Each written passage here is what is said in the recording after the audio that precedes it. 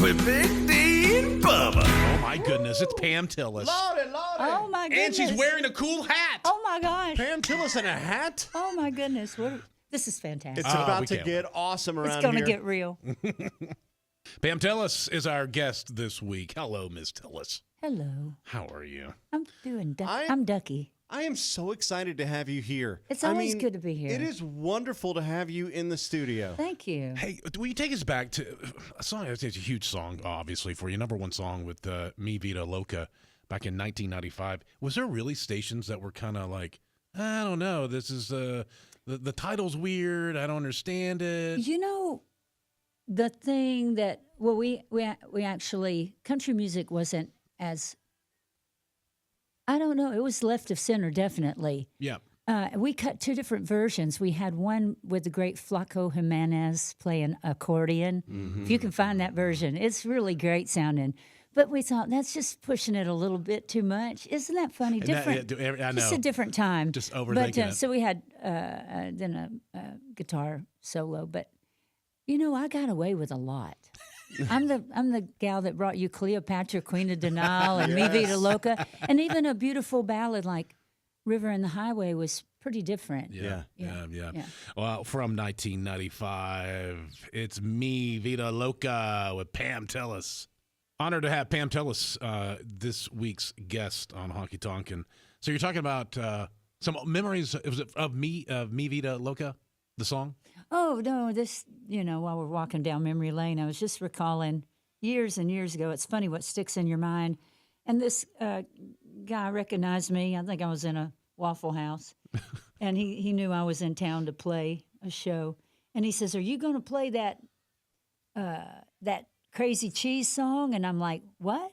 He goes, "That Crazy Cheese song." I said, "Well, I really don't know what song you're talking about, sir." I said, "Could you elaborate?" He says, Velveeta Loca. Yeah, the Crazy Cheese song. The Crazy Cheese song, man. That is a missed marketing opportunity. It really was. Velveeta, if you're listening, it's not too late. Pam Tillis is our guest, and man, after all these years, is still a radio staple. That's cool. It is cool. Hey, talk to us about when you walk in the room back in 1994. I don't really. I was aware of this song. Actually, the version that I heard the first time was I was familiar with a pop singer named Carla Bonoff. Was somebody who was on my radar back then. She was fantastic. I don't imagine she still is. Anyway, I love that song. And then I got to doing a little bit of research and realized so many people had recorded this song, but it goes way, way back to the 60s. A lady named Jackie DeShannon wrote it. And I don't know, I just thought there was a country record in there somewhere. I think I had in my mind, who did the Dave Mason cover back then? Remember that? Billy Dean. Yeah, we right, just Billy disagreed. Dean. And he had a big hit. And I'm like, that'd be fun to take a pop song and turn it country. And we had a #1 record with it. So it worked out all right. Pam Tillis, when you walk in the room on Honky Tonkin. Hey, Pam Tillis is hanging out with us this week. And, we can't go any further without bringing up Mel. No, we can go there. We can go there. We can. Is it true? Wait. Is it true that when you go ahead? Oh, we can go there. that's right. You threw me there. I was like, "What? Oh, well, everyone's stuttering." I didn't know. A fur ball? Yeah, I didn't know. I thought, was Pam okay? One of the greatest storytellers, by the way, as far as jokes and all that. Oh my gosh, you just kind of you wait, and then you realize sometimes that the punchline was hidden early on in the joke, and he screwed it up, and he would get things out of the way. Yeah. It No, was he so had great. he had that extra something, but it was developed. He had an innate funny outlook. I think funny people just see things. They pick up on things that other people they see them, but they don't see them. Yeah. And that's what a comedian does. They point out things that are all around us, and then they just highlight the ridiculousness of everyday life and human affairs. And Daddy, and then I talk about this some in my show, but I do a little song that's a tribute to Minnie Pearl. And he learned a lot of that from Minnie Pearl. and he came out of he did some shows with her. Anyway, they were good friends. He knew her from the Opry, and he also played rhythm guitar in her band for a little bit. He studied all that, and country music back then, there was like a strain of vaudeville that kind of ran through it. Comedy, country comedy. It's got the hee-haw. Yeah. Yeah, even predating hee-haw, going back to the 40s and the 50s. Well, it was just doing shows back then. It was more than just going up and singing. It was entertainment. Well, entertainment. And I like to talk about this too.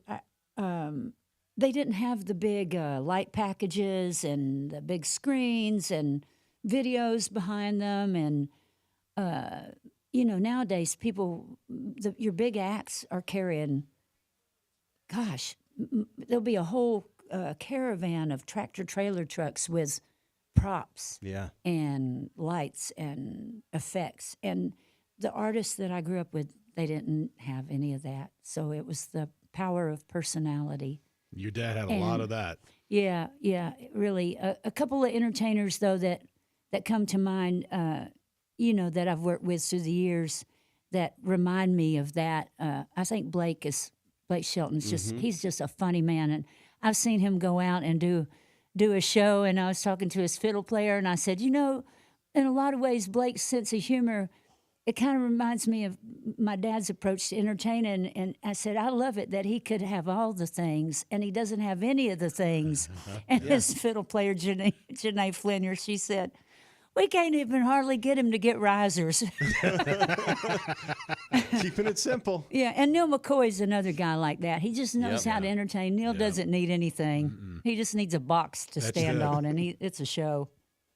Pam Tillis is hanging out with us this week on the show. How did maybe it was Memphis roll into your life? Oh, man. It's so weird. I've forgotten a lot, but I remember that day vividly.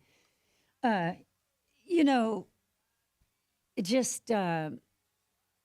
think any singer worth their salt is a song sleuth. That's hard to say on radio without messing up the pop screen. It's a song sleuth.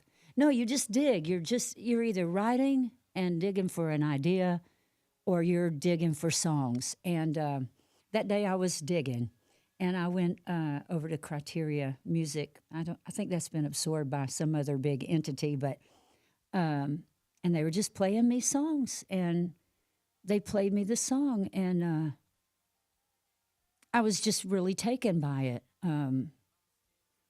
I will say, in all. I'll apologize to Michael Anderson, who wrote it. I did not write that. I sure wish I did. But the demo was weird. It was kind of weird. It was kind of odd sounding. In what way? It just didn't sound super. It sounded pretty lo-fi, and at that time, that wasn't the style. Everything was more slick and polished. Okay. In the early 90s. Anyway, but and it kind of sounded like a weird cross between Billy Idol and Charlie Daniels to me. It was real strange. Wow. I probably like it now, but back then it hit me funny. And a lot of other artists had said, we missed that song. We heard it, but we didn't. We heard it, but we didn't hear it. They couldn't get past the Billy Idol Charlie Daniels mashup. They couldn't get past the demo, I think. But in my mind, I saw a movie, and it seemed very visual to me, although it's not a real complicated song, but I like some of the literary references. I thought, man, that's a little different. And then it just had this powerhouse chorus that you could sink your teeth into as a singer. And guys, I don't know if you have much time, but I actually recorded that song.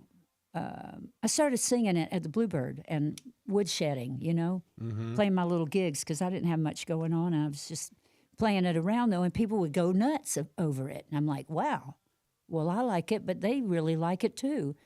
And I was on Warner Brothers at the time. I guess I can say that. And we recorded it, and we just didn't, as they say in Nashville, we didn't hook it. It was okay. It just didn't happen. And they traded out, how they'll trade out spins, the radio, the marketing department, I can't remember, the people that talk to guys like you every day, and they said, well, we got this Hank Williams Jr. record. We're trying to get up the charts. We're going to have to cut yours. We got to put all our resources behind Hank Jr. And they said, that's their way of telling you that they don't think they didn't think my record was going to happen. And I'm glad it didn't, because it would have maybe, we might have gotten that one in a different time. And it might have gotten into the top 40, because as I said, I couldn't get behind the version of it that much. Anyway, a few years later, I'm working with Paul Worley and playing him material that I'd been stockpiling when I got another go at a record deal. And I had it in my mind that Randy Travis, I knew this at the time, that Randy Travis had recorded On the Other Hand. And he had put it out to radio and nothing happened. And he waited. They pulled it, they waited, and they re-released it, #1 record. That was in my mind. And I told Paul, I said, I know it's not very common to do, but I said, we need to re-record this thing, because everywhere I play it, people go crazy. And really, to tell you the truth, I had kind of even grown with the song, and my styling of it had continued to evolve, and I really made it mine. And by the time I got to re-record it again, I had a much clearer idea of how I wanted to sing it. And Paul Worley put this band together that was just, oh my gosh. And is this the version that we know? Yeah. That's the all version. All of that is this. All of that's this. Pam Tillis is hanging out with us. And, Pam, we talk about the class of '89, Garth Allen, Clint, all those, but you and Reba and Trisha and Patty and all these great female artists in that era that was launched in that early, late 80s, early 90s. Mm-hmm. What is your thoughts on your influence on women songwriters in country music?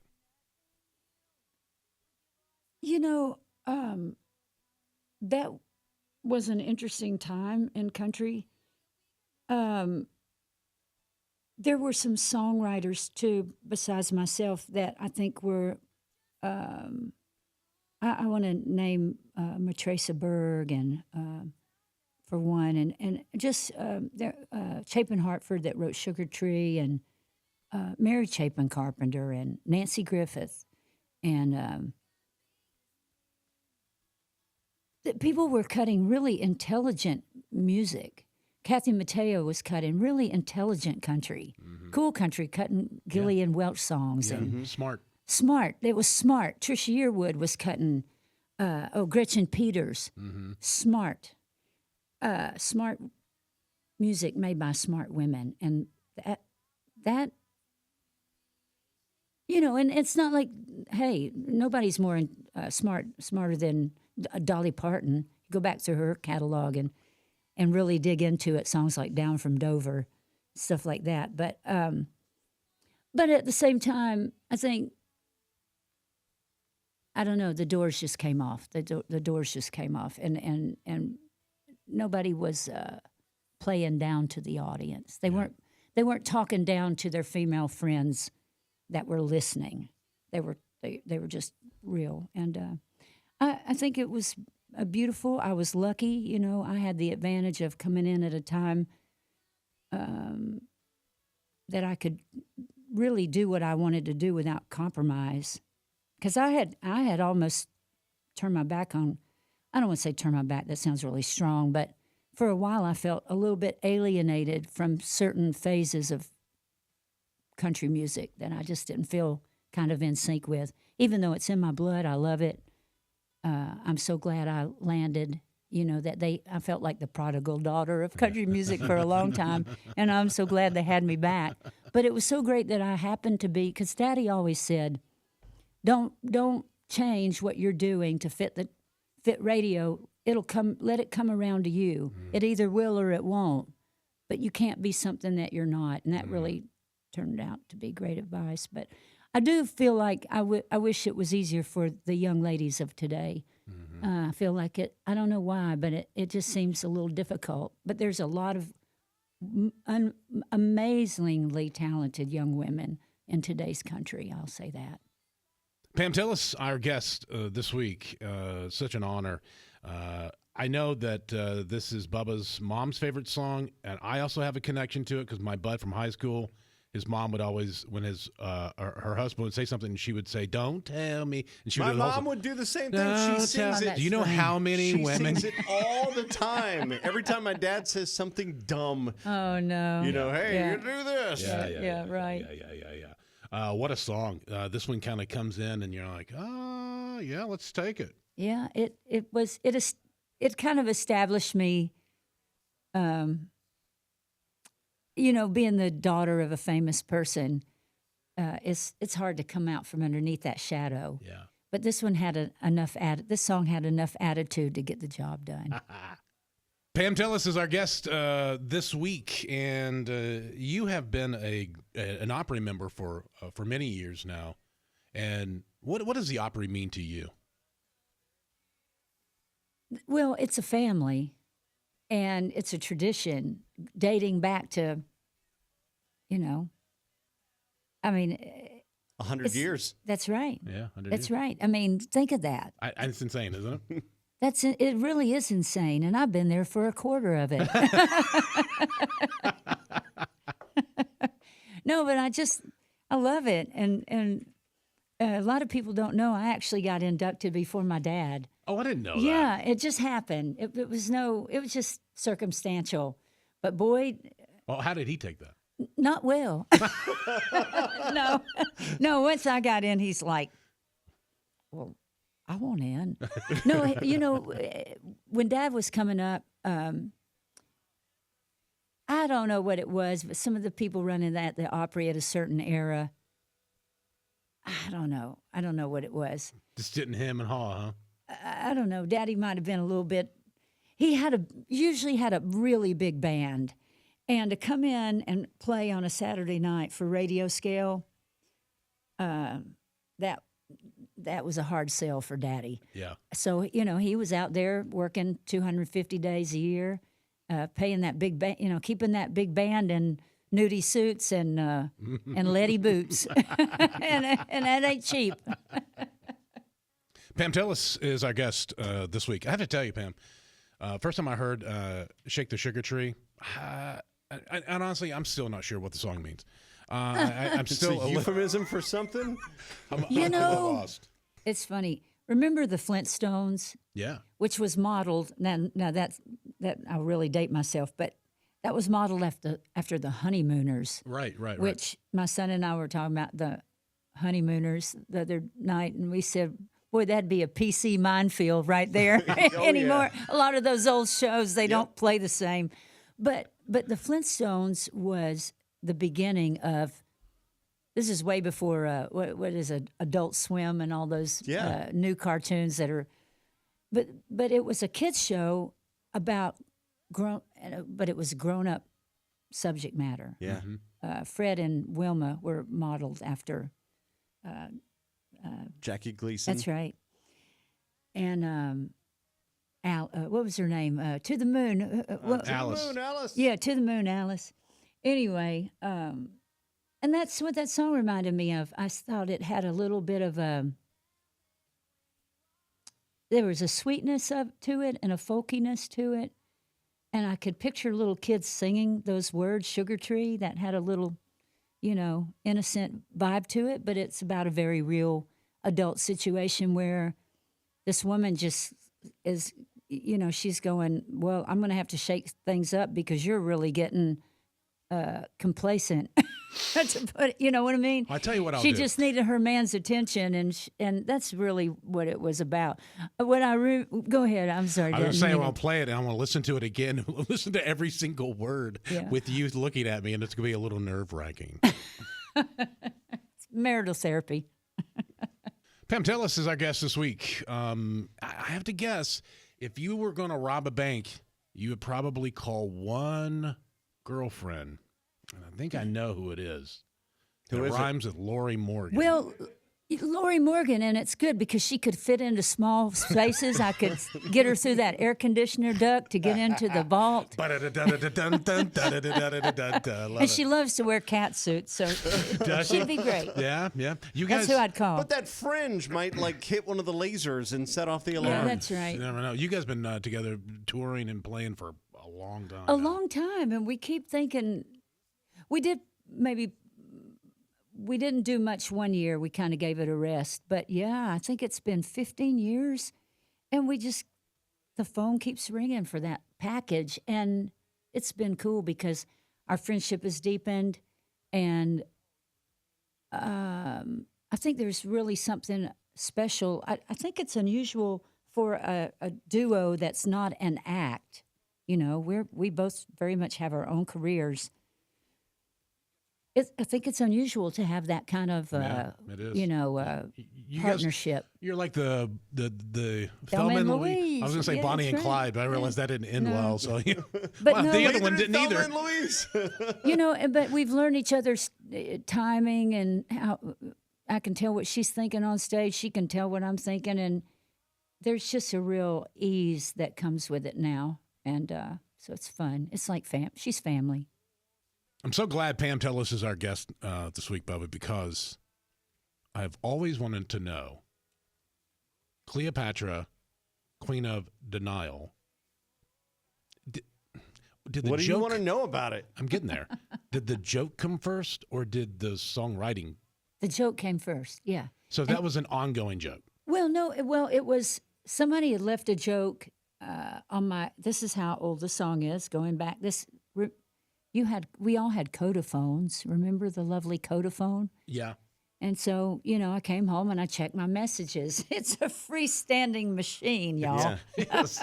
And you- Before voicemail, you That's had a little right. tape recorder. You had a tape recording kind of device. Anyway, a friend had called something. I don't know what possessed them to leave this joke. Why was Cleopatra Queen of Denial or something? Because she was always telling Mark Antony no or something. I don't know what the joke was. I can't remember now. It was not good. It's like a dad joke It wasn't that turned a into good a song. joke.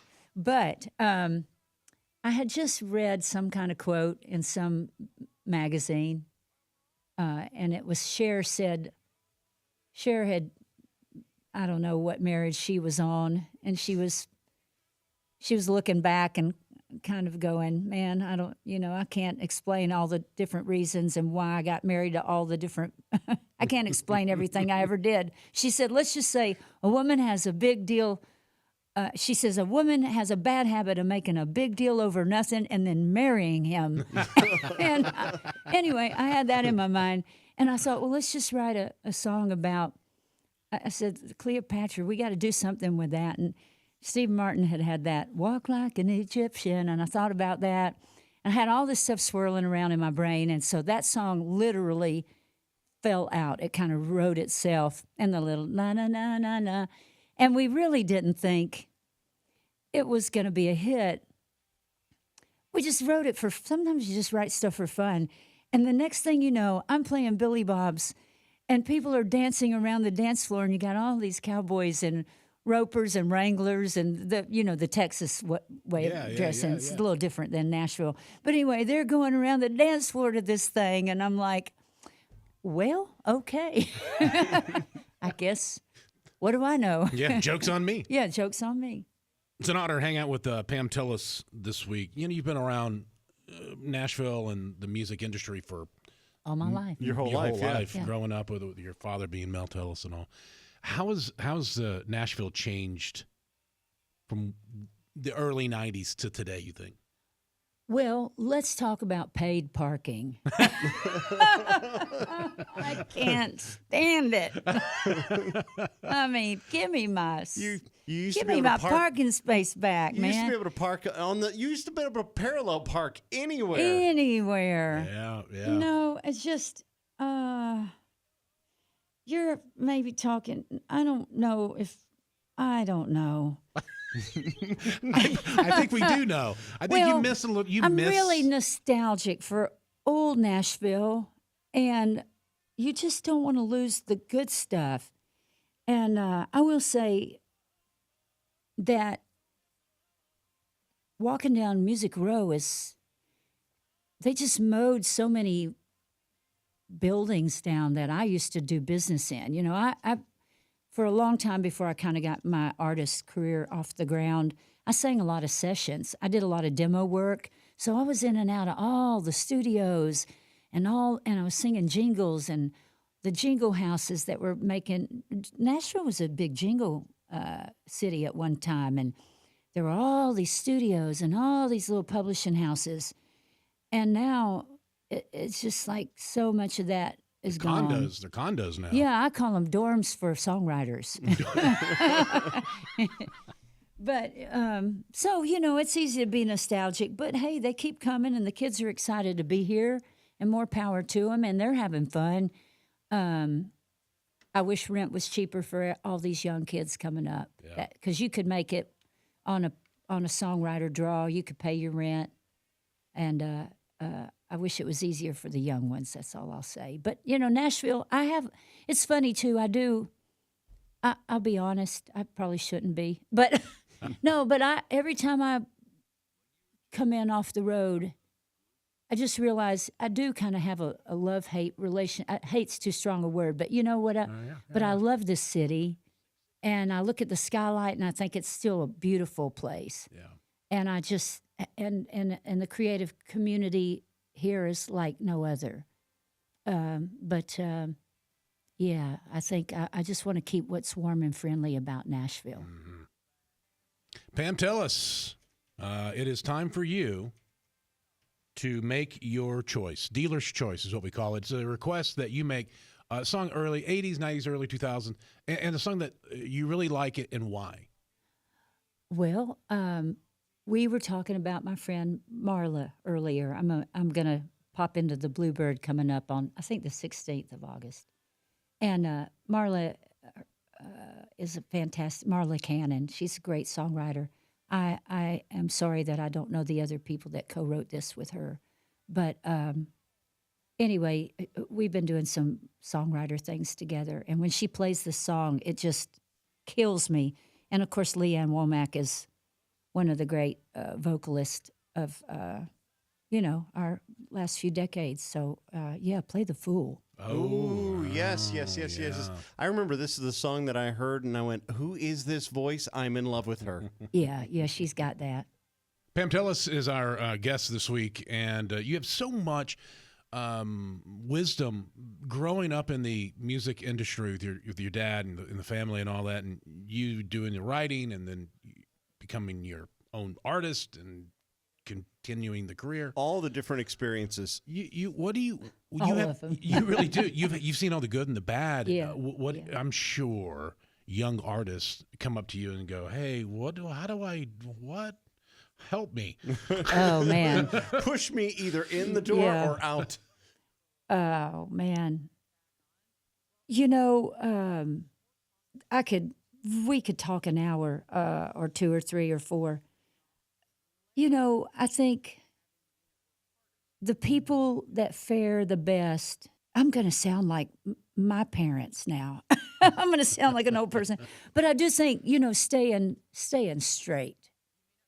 Keep yourself pretty straight. I'm not saying don't have a good time or don't have a drink or anything. But, Nashville, we were talking about Nashville, what Nashville is now.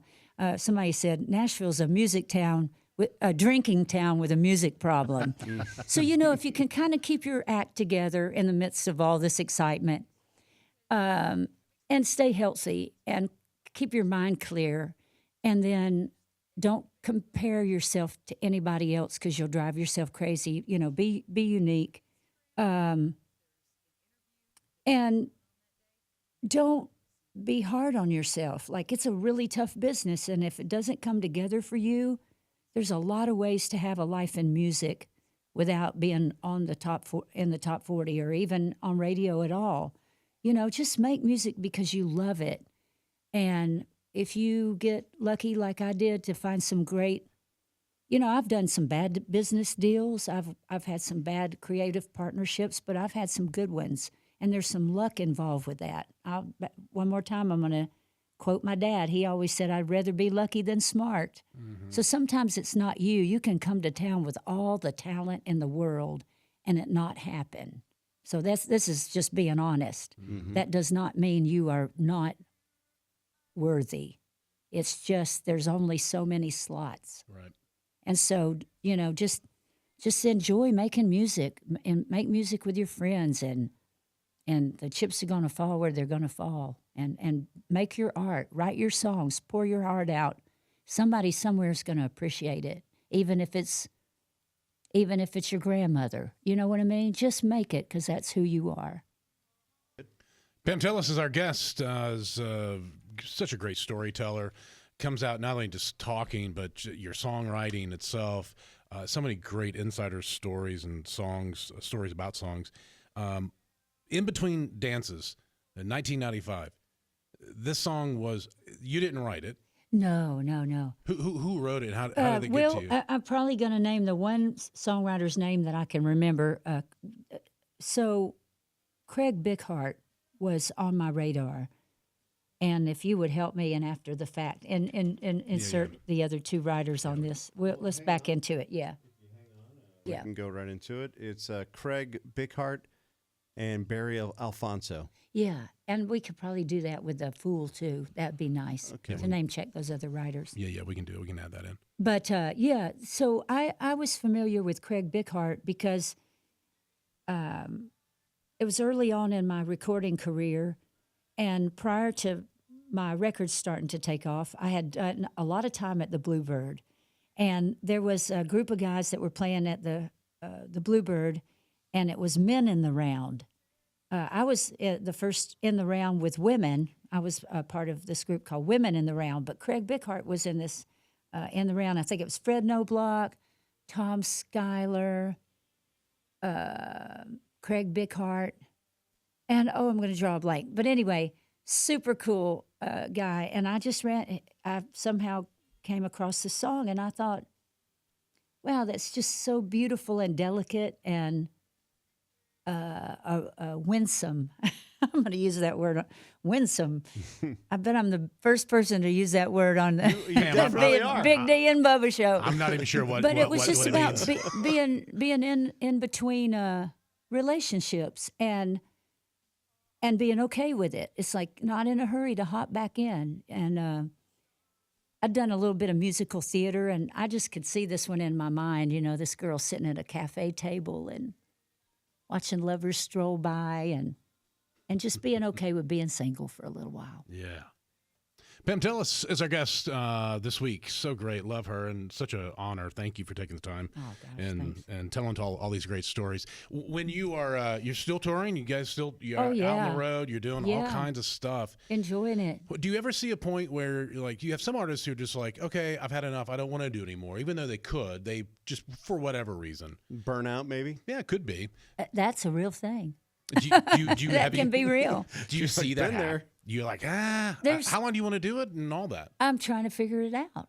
Mm-hmm. You know, because you just, any day you wake up and we're talking about Lori. I said, Lori and I, Lori Morgan. were laughing. Yeah, Lori Morgan and I were laughing. We said, let's call our tour next year the Pam Tillis and Lori Morgan first annual farewell and fashion show tour. Oh, that's awesome. You know, just have a farewell tour. I'm thinking I'm going to do a farewell tour every year for the next 5 years and hedge my bets. And fashion show. Fashion show. I love the whole first annual farewell first tour. Annual. That's right. Awesome. Pam Tillis, our guest, with so many, you call them signature songs, but I got to tell you, Spill Perfume to me is. Thank you. I mean, I wouldn't. I don't know. I know it's not my. What do you think my favorite song of yours is? I just would not have any idea. They don't break them like they used to? No, maybe it was Memphis. That's my favorite. Oh, I like that. Okay. But thank you for mentioning that. Yeah. But you wrote Spill Perfume. Yeah, co-wrote that with Dean Dillon. And that song came about in a funny kind of way. We have a saying in Nashville, an old one, called, somebody will say something that's got a certain ring to it, and they'll say, well, there's your hook. And I was going back through old demos, cassettes, and listening to some of my old songs, to see if that I'd overlooked anything that I needed to record for my second album. And, or maybe it was my third. And I had this song called All by My Lonesome.